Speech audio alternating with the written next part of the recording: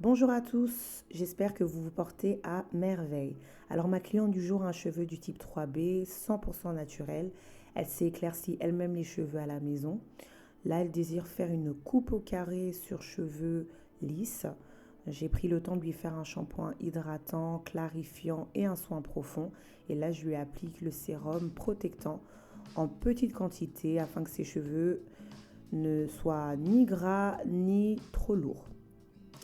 Alors, je procède section par section pour faire mon brushing.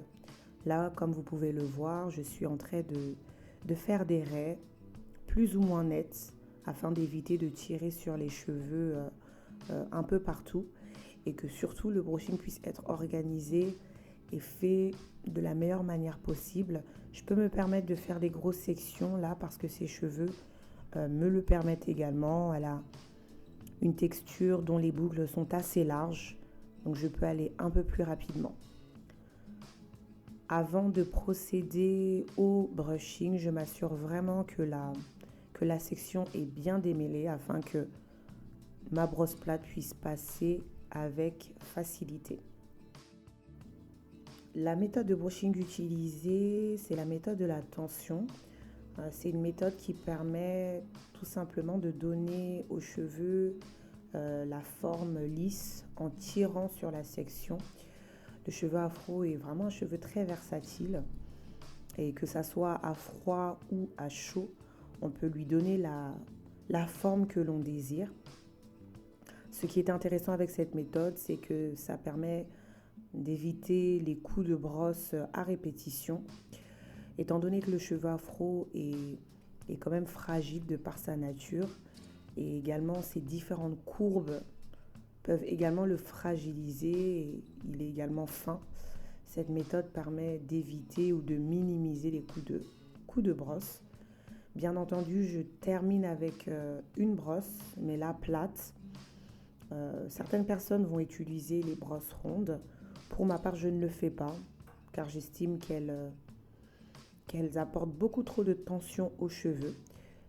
La brosse plate permet vraiment juste de lisser, de détendre le cheveu tout en respectant, le cheveu afro et ça permet également de ne pas tirer sur le cuir chevelu de la cliente et ça devient agréable pour elle comme pour moi.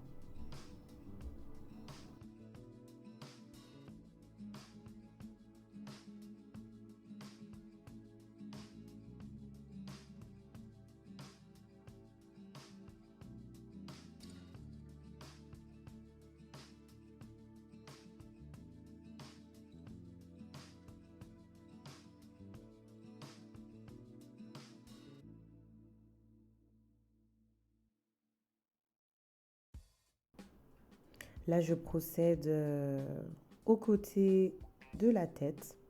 Ce qui est drôle, c'est que généralement, c'est à ce moment-là où mes clientes finissent par s'endormir. J'en ai plusieurs à ce moment précis du brushing. Elles, elles se relaxent et elles s'endorment. Je m'adapte vraiment aux différentes clientes. Il y a certaines clientes avec qui on va beaucoup parler, ce qui est très agréable. Et on a d'autres, vraiment, elles profitent à 100% et elles se reposent et elles s'endorment naturellement. Et elles me disent à ce moment-là, il est parfait. Limite, le passage du sèche-cheveux avec la brosse, ça me masse le cuir chevelu, ça me fait énormément de bien. Et c'est top lorsque je vois une cliente se reposer, c'est que je ne tire pas, je lui fais du bien.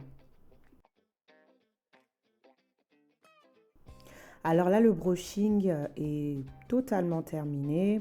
On peut voir que les cheveux sont bien détendus, à 90%, ils sont bien fluides.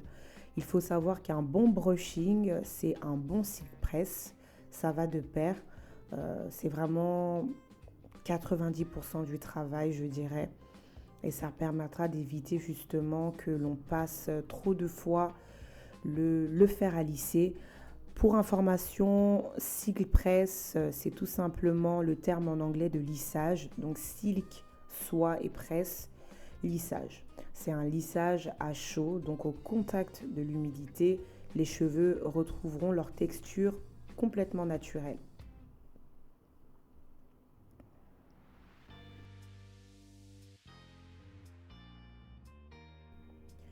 Le fer à lisser que j'utilise est le Babyliss Pro en titane. C'est vraiment une marque top. C'est une marque avec laquelle je travaille depuis mes débuts et je n'ai jamais eu de soucis. Dans la durée, leurs produits sont vraiment très résistants. Je procède toujours section par section. Ici, la température du fer à lisser est de 230 degrés pour ma cliente.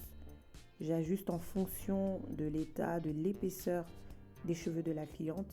Et on veut vraiment un résultat bien lisse, d'où le choix de cette température. Je prends également soin de ne pas prendre de trop petites sections pour éviter d'endommager le cheveu, ni de trop grosses sections pour pouvoir atteindre justement facilement les racines et éviter de passer plusieurs fois le fer à lisser sur la section. Vous pouvez voir également qu'il y a une fumée blanche qui émane lors du passage du fer à lisser.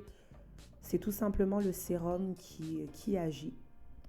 Mais si jamais vous voyez de la fumée blanche très épaisse et odorante, et qu'il y a également un petit bruit, que vous entendez un petit bruit lors du passage du fer à lisser, c'est que là, les cheveux ils sont en train de brûler clairement.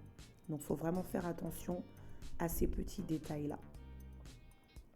La méthode que j'utilise avec le petit peigne me permet tout simplement d'avoir un rendu fluide en passant le peigne juste à côté du fer à lisser. Ça me permet de les séparer et également de distribuer la chaleur de façon homogène sur la section du cheveu.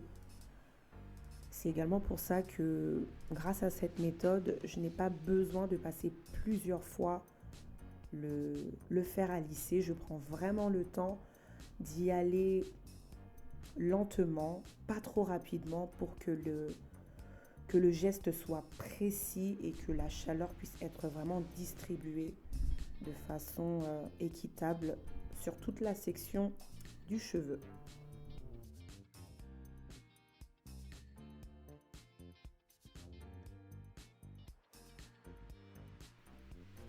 Donc là, le cheveu est complètement lisse.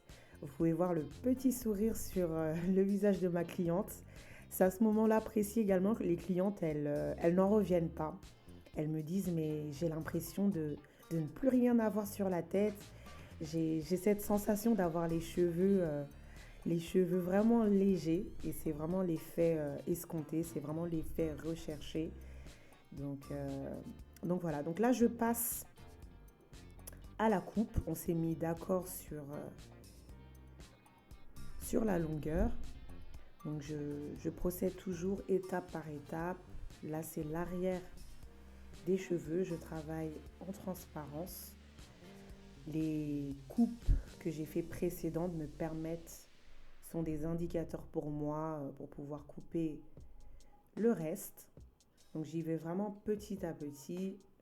J'ai tendance à ce moment-là à me courber, vraiment à faire au mieux pour essayer de faire un travail le plus précis pour ma cliente et qu'elle soit satisfaite. Toujours section par section, je procède. Comme ma cliente avait également beaucoup de fourches, cette coupe est parfaite. C'est une cliente que je connais très bien et que j'ai l'habitude de couper. Elle a fait des big shops avec moi. C'est pas la première fois également que je lui coupe les cheveux à cette longueur-là. Donc elle a vraiment les cheveux qui poussent rapidement. Elle est jeune, donc elle se permet vraiment toutes sortes d'expériences avec ses cheveux. Elle s'amuse avec. Donc amusez-vous avec vos cheveux si vous en avez la possibilité. Et surtout faites-le bien. C'est ça qui est très important.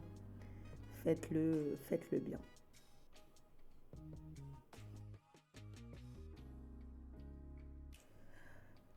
La coupe. Oui, effectivement, la coupe, c'est aussi le moment où les clientes sont le plus réfractaires. Il y a une montée d'angoisse. Je sens que la tension monte, mais généralement, je rassure la cliente, je me mets toujours d'accord avec elle, même si ses cheveux sont très abîmés, je me mets toujours d'accord avec elle avant de faire quoi que ce soit. Je lui montre ce qu'il faut couper et on voit ensemble ce qu'elle peut accepter sur le coup. Le but, c'est pas de forcer qui que ce soit à faire quelque chose qu'il ne veut pas. C'est vraiment qu'on puisse se mettre d'accord et que chacune d'entre nous, principalement la cliente, soit satisfaite du résultat. Donc couper les pointes, ça peut se faire progressivement selon votre rythme. Mais moi, je ne vous conseillerais pas d'attendre éternellement au risque d'abîmer toute la chevelure.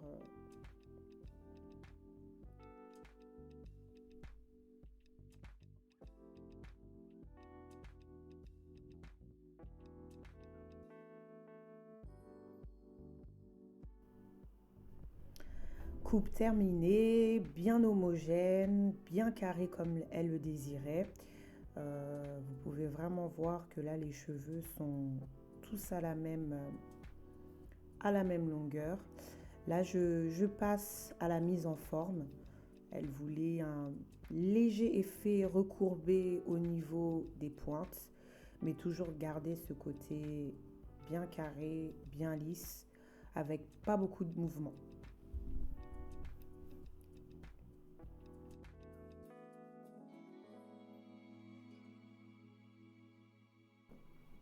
Alors c'est vrai que c'est un processus qui peut paraître long, mais sachez que prendre son temps, c'est une des clés de la réussite d'un bon cycle presse. Y aller vite ne sera pas efficace et la cliente va s'en rendre compte. Le but, c'est vraiment que chaque cliente puisse être pris en considération et que le résultat soit le plus net possible. Alors, ce que vous voyez là sur la tête de ma cliente, c'est du cellophane que j'ai appliqué. Je lui ai fait un wrap afin de pouvoir parfaire le lissage. Ça permet également de sceller l'huile, de contrôler les frisottis, de contrôler les cheveux électriques, pardon, et tout simplement d'avoir une finition parfaite du lissage. C'est à ce moment précis également que je prends soin de regarder s'il n'y a pas des cheveux qui dépassent, de tout simplement faire les finitions. Et c'est également à ce moment-là où je peux voir que la cliente est satisfaite. Là, par exemple, vous pouvez voir qu'elle sourit. Donc, elle ressent vraiment que sa coiffure va donner quelque chose d'intéressant. C'est aussi à ce moment-là où moi également, je prends plaisir du travail que j'ai effectué. Alors, comment garder un lissage? Vous pouvez garder votre lissage de 1, 2, 3, voire 4 semaines. Ça dépend vraiment de l'entretien. Évitez tout simplement à ce que les cheveux puissent prendre l'humidité. Dormez avec un foulard en satin ou en soie ou un bonnet. Si vous ne supportez pas, dormez avec un thé d'oreiller. Attachez vos cheveux si vous le désirez. En tout cas, je vous remercie d'avoir regardé cette vidéo. N'hésitez pas à commenter, à liker, à partager. Et on se dit à très très bientôt pour une autre vidéo. Bye!